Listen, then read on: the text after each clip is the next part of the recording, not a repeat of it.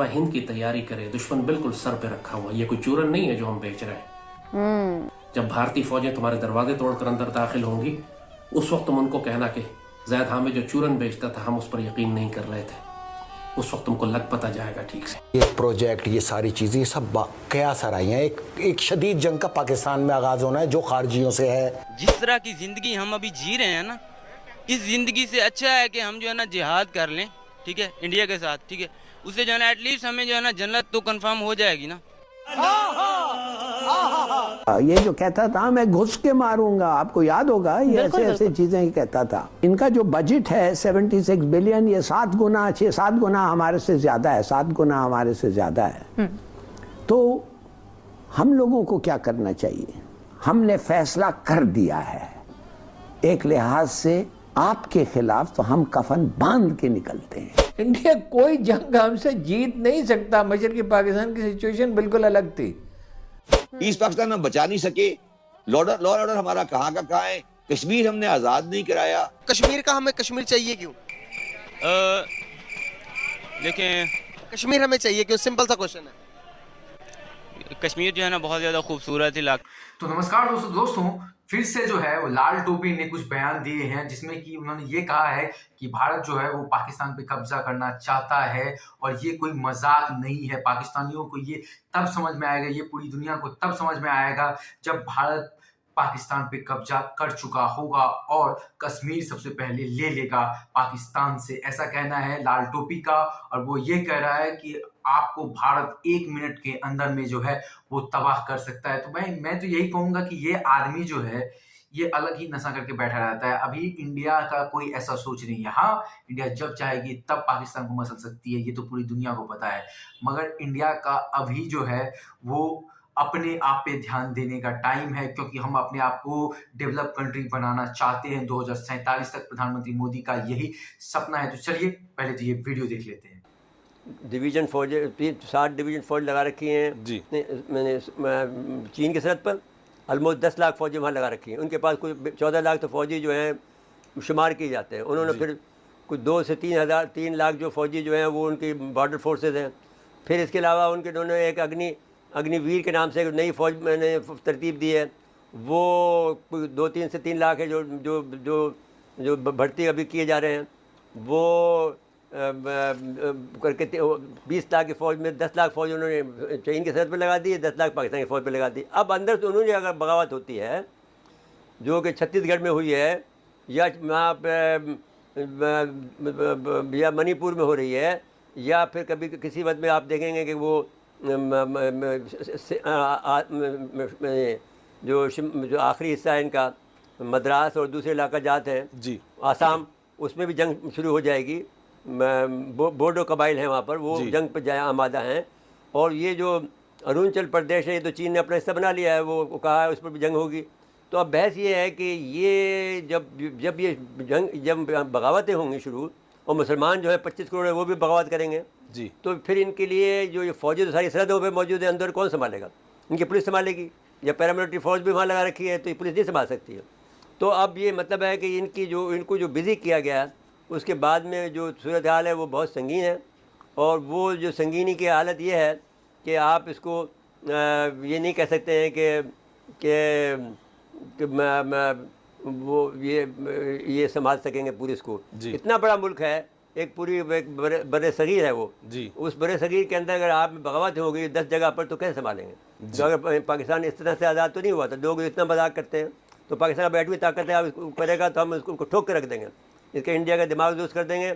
जब आप खौफ का इजहार करते हैं, जब आपको धमकी दी जाती है और जवाब में आप खौफ का इजहार करते हैं तो दरअसल आप हौसला अफजाई करते हैं। इंडियन मईशत तो खड़ी ही नहीं रह सकती अगर पाकिस्तान फैसला कर ले। जवाहरलाल ने क्या कहा था राजीव गांधी से 87 में, वो तो इंडियन आथर्स ने भी लिखा है कि 87 में हमला करने का फैसला था।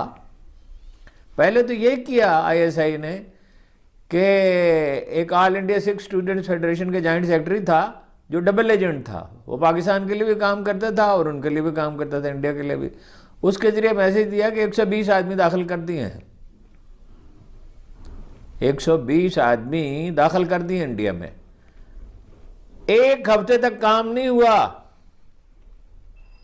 इंडिया में प्राइम मिनिस्टर हाउस में मीटिंगें होती नहीं, कोई दाखिल वाखिल नहीं किए थे, एक नफसियाती हरबा था। इंडिया कोई जंग हमसे जीत नहीं सकता। मशरकी पाकिस्तान की सिचुएशन बिल्कुल अलग थी। ख्वाजा से बिल्कुल गलत कहते हैं कि हम 48 की जंग हारे थे। हम नहीं हारे थे। हमने ये जो गिलगित बल्तिस्तान और आज़ाद कश्मीर का इलाका उनसे जीता था, ये उनके पास था। और हम 65 में भी नहीं हारे थे। 3 गुना बड़ी फौज लेके आए, उनके कौन से अज़ाइम पूरे हुए थे? वो जंग तो मतलब ये ठीक है कि हम मेंटली उसके लिए तैयार नहीं थे, हमारी गलतियां भी थीं उसमें। हमें आज़ाद कश्मीर में उस वक्त बगैर सोचे समझे आदमी नहीं दाखिल करने चाहिए थे। लेकिन वो इंडियन आर्मी क्या लड़ेगी जी जंग? पाकिस्तान आर्मी आज भी पाकिस्तान आर्मी है। ज़िया-उल-हक ने कोई एटम बम चलाना था, राजीव गांधी से कहा कि आपने लाइव एमिनेशन जारी कर दिया, यानी असला गोला बारूद जारी कर दिया है। मैं सिपाही हूँ, मैं जानता हूँ आप जंग करना चाहते हैं, हम उधर अफगानिस्तान में उलझे हुए हैं, तो हम उड़ा के रख देंगे और इन शहरों का सिर्फ नाम जिक्र रह जाएगा, दिल्ली का और मुंबई का और मद्रास का। और तो वो वर्चुअली मैंने 2 जगह से कन्फर्म किया इसको, ये खबर उस वक्त मैं नहीं दी थी, कि वर्चुअली उसकी टांगें कांप रही थी और माथे पे पसीना आ रहा था। खौफ का तवाज़ुन पैदा करना होता है। क्योंकि जो इंडिया ये समझता ये है कि हम नहीं करेंगे कुछ भी, देखो करके देखो। हमने हम अपने ब्रदर मुल्क पर, दोनों ब्रदर मुल्क हैं हमारे, जो अफगानिस्तान और ईरान, हमने उनको नहीं छोड़ा तो तुम्हें क्या छोड़ेंगे? बिल्कुल ठीक तो 1 मिनट में आपने जंग कहाँ देखी अभी? अब तो आप किस ज़माने में रहते हैं? आप 1980 के ज़माने में रहते हैं। आपकी फौजी उस ज़माने की तैयारी कर रहे हैं।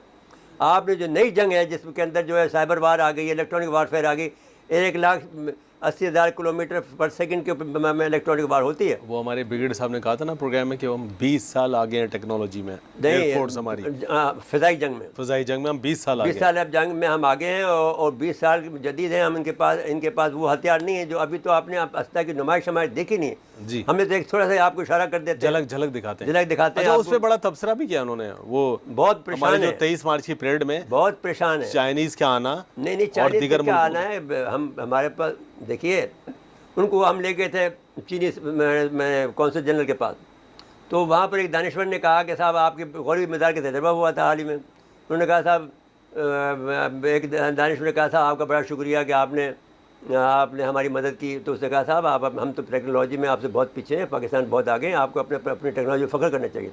तो 3 तो हमारा मशकूर है क्योंकि टेक्नोलॉजी तो हमने दी उसको दी है, उसके बाद में फिर उसने उसको बढ़ाया।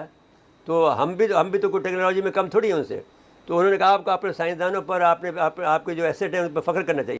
तो दोस्तों, जैसे कि आप लोगों ने यार वीडियो देख ही लिया, मैं क्या ये कहूँ कि यार ये आदमी जो है वो हमेशा ही चूरन देता रहता है पाकिस्तानियों को, और पाकिस्तानी भाई मानते भी हैं।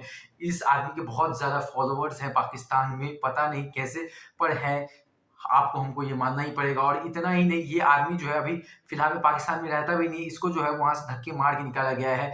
ये पहले आपको जो है वहाँ पे टीवी शोज पे दिखाई देता था, वहाँ पे जो है प्राइम टाइम पे आता था, मगर अब जो है पाकिस्तानियों को भी थोड़ा समझ में आने लगा है कि ये आदमी क्या बोलता है और इसके एजेंडा क्या है। ये हमेशा चाहता है कि इंडिया के साथ वॉर हो, क्योंकि तभी तो इसके पास जो है वो अमेरिका और यूके से डॉलर्स पॉन्ड्स आएंगी और इसके पेंट में जो है वो जाने वाली है वह डॉलर्स और पता नहीं कितने रुपए। तो यार इस आदमी का तो सोच ही एक अलग लेवल पे है, और मैं क्या कह सकता हूँ। तो दोस्तों, अगर ये वीडियो आप लोगों को अच्छा लगा हो तो प्लीज़ चैनल को सब्सक्राइब करके बेल का आइकन दबा सकते हैं और आने वाले वीडियो जरूर से जरूर देख सकते हैं। तो मिलते हैं अगले वीडियो में, तब तक के लिए गुड बाय, जय हिंद, वंदे मातरम, और अपने परिवार का बहुत बहुत ख्याल रखिएगा।